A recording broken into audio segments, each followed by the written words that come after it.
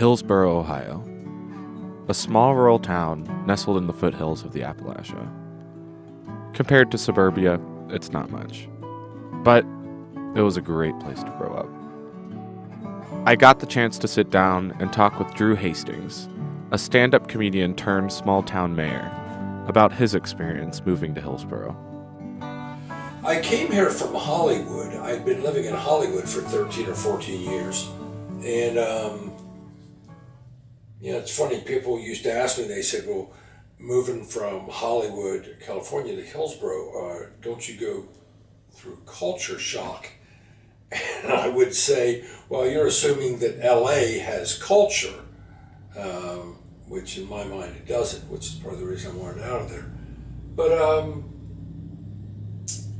it wasn't as much of a shock to me as some people would think it would be, because I'm from Southern Ohio.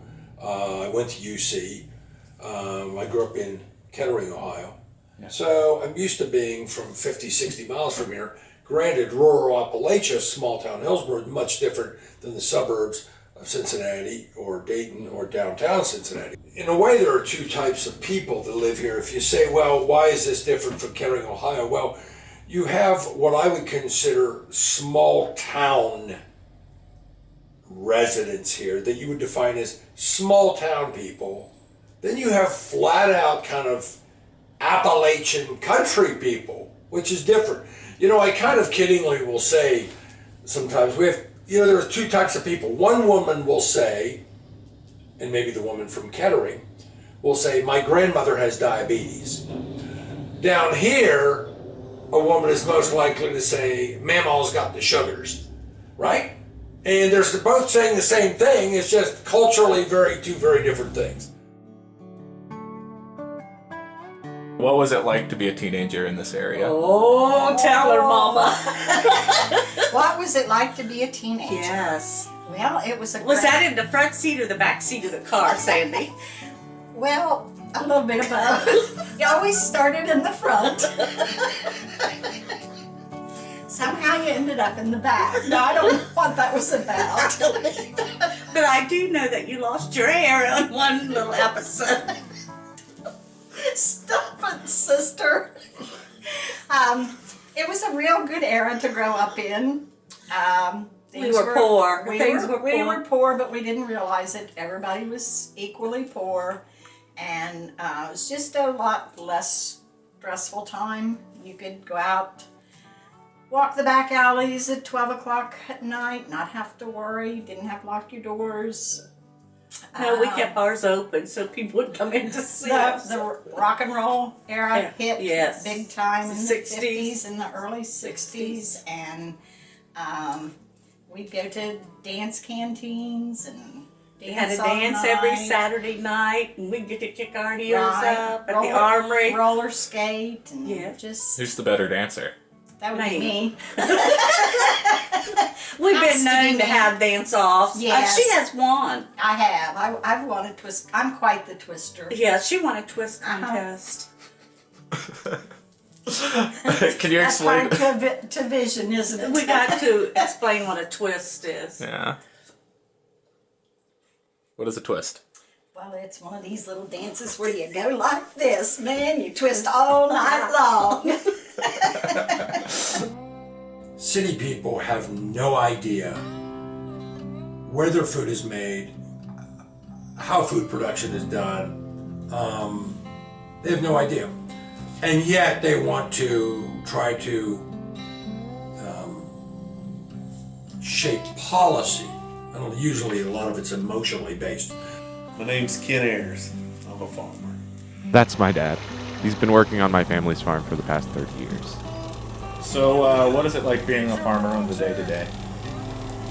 Well, it's pretty good. It's something different every day. You never know what's going to happen.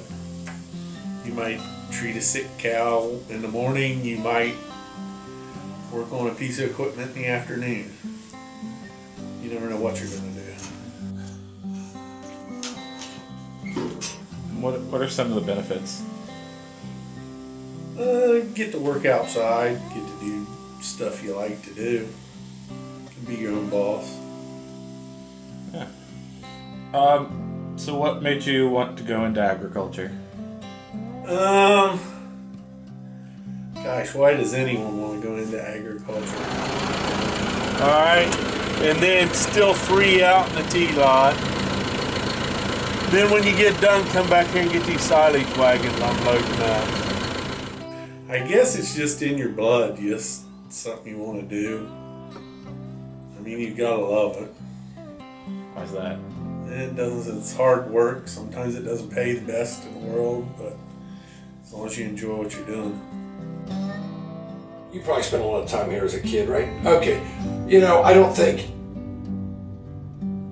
anybody who spent time growing up in Hillsboro ever said, boy, I remember all the great times we had out there by Walmart on Harry Sonner Road.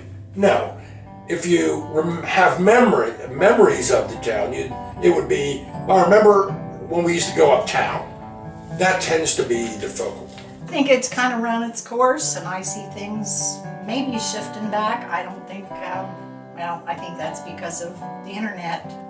I see the big box stores not as popular as they were. So I think there's a big shift and a big change coming The again. families are not together either. Right. Used to be you see the families gather on Sunday for a Sunday meal, Right. and now you don't even see families get together. You visited your neighbors and That was it. sat on the porch at night and had spent time with your family, and those things seem to be gone. Small towns like Hillsboro have faced a lot of adversity over the past few decades. Recessions hit these rural communities the hardest. If these towns go down, we lose pieces of American history, culture, the centuries of stories lost. This is why I celebrate my history.